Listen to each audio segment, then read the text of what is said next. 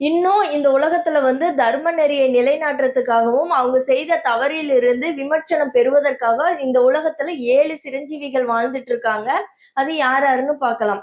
First வந்து துரோணாச்சாரியாரின் மகனான அஸ்வத்தாமன், அவரு செய்த அதர்மத்திலிருந்து கிருஷ்ணரின் சாபம் பெற்று நோயுற்ற உடலுடன் காடுகளில் வந்து சிரஞ்சீவியா வாழ்ந்துட்டு இருக்காரு.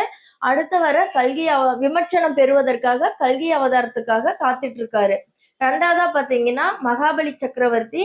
இவர் வந்து சேர நாட்டின் அரசனான இவரு தான் என்ற கர்வம் அதிகம். இவருடைய கர்வத்தை அழிப்பதற்காக கிருஷ்ணர் வந்து வாமனன் அவதாரம் எடுத்து வராரு.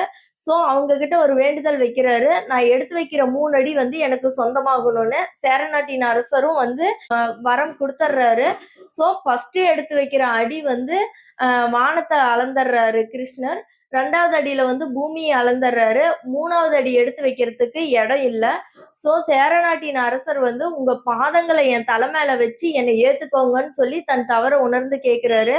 அப்படி வச்சு வைக்கும்போது அவர் வந்து பாதாள உலகத்திற்கு உள்ள போயிடுறாரு. அப்ப விஷ்ணு வந்து அவருக்கு ஒரு வரம் கொடுக்கிறாரு. அடுத்து வர கல்கி அவதாரம் வரைக்கும் நீங்க வந்து பாதாள உலகத்திலேயே இருங்க அப்படின்னு சொல்லி. இவர் வந்து பாதாள உலகத்தில் இப்ப சிரஞ்சீவியா வாழ்ந்துட்டு இருக்காரு. அடுத்து வர கல்கி அவதாரத்துக்காக காத்துட்டு இருக்காரு. 3வதா பாத்தீங்கன்னா வியாசர், வேத வியாசர். இவர் வந்து கட்டிடத்துறையில் வந்து சிறந்து விளங்கியவர்.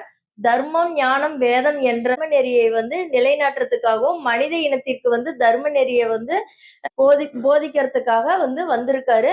இவரும் சிரஞ்சீவியா வாழ்ந்துட்டு இருக்காரு. அடுத்து வர கல்கி அவதாரத்துக்காக காத்துட்டு இருக்காரு. 4வதா பாத்தீங்கன்னா அனுமன். இவர் வந்து ராமரின் தீவிர பக்தனான அனுமன் வந்து இவரும் சிரஞ்சீவியா இலங்கையில வாழ்ந்துட்டு இருக்காரு. இவர் வந்து கல்கி அவதாரத்துக்கு வந்து இவருடைய பிறப்பு ரகசியத்தையும் கல்கி அவதாரத்துக்கு வந்து பாதுகாப்பா இருப்பதற்காகவும் வந்து கல்கி அவதாரம் வர வரைக்கும் காத்துட்டு இருக்காரு. 5வதா பாத்தீங்கன்னா விபீஷ்ணன், ராவணனின் தம்பி. இவர் வந்து ராமருக்கு வந்து உதவியவர். எந்த சூழ்நிலையிலையும் வந்து நேர்மை தவறாமல் இருக்கவும், தர்ம நெறியை நிலைநாட்டுறதுக்காகவும், மக்களுக்கு வந்து தர்ம நெறியை வந்து நல்லதை மட்டுமே சொல்லிக் கொடுப்பதற்காக வந்து சிரஞ்சீவியா வாழ்ந்துட்டு இருக்காரு. அடுத்து வர கல்கி அவதாரத்துக்காக இவரும் வந்து காத்துட்டு இருக்காரு.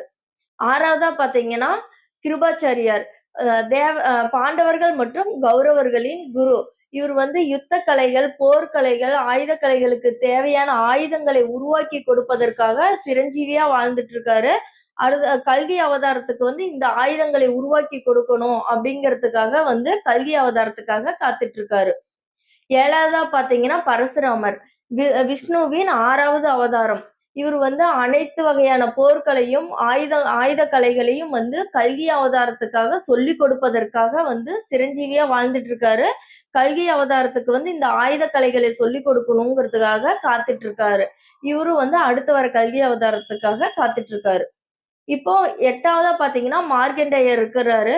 அவர் வந்து கல்கி அவதாரத்துக்காக வந்து வெயிட் பண்ணல.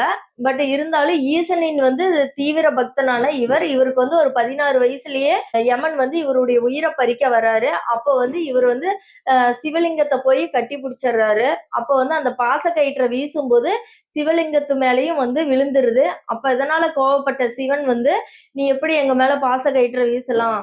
சோ நீ வந்து ஒரு மனிதனோட பாவ புண்ணியங்களுக்கு ஏற்பதான் நீ தீர்ப்பு வழங்கணும் அப்படின்னு சொல்லி அவருக்கு வந்து ஒரு வேண்டுதல் வச்சிடுறாரு. சோ அதனால வந்து நீ மனித உயிரை வேணா எடுத்துக்கோ.